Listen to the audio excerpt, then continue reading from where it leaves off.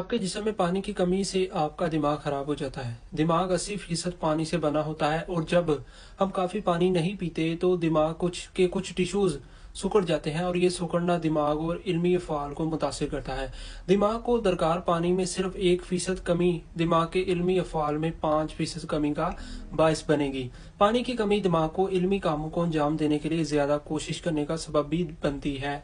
मिसाल के तौर पर एक साइंसी तहकीक में ये बात सामने आई कि जिसम में पानी की कमी के दौरान दिमाग इंतहाई थकावट का शिकार हो जाता है और दिमाग को फाल काम करने के लिए ऑक्सीजन से लदे खून की एक बड़ी मकदार की ज़रूरत होती है। खुशकिस्मती से दिमागी खलियात पर पानी की कमी के असरात को दुरुस्त किया जा सकता है और अगर जिसम में पानी और मादनियात की वाफर मकदार मौजूद हो तो वो दोबारा अपने काम की तरफ लौट सकते हैं। ताहम बूढ़ों में दिमागी अफ़आल को बहाल करना मुश्किल होता है, ख़ास तौर पर अगर पानी पीना सालों और तवील अरसे तक नज़रअंदाज किया जाए, जिससे दिमागी खलियात को दोबारा बहाल करना मुश्किल हो जाता है।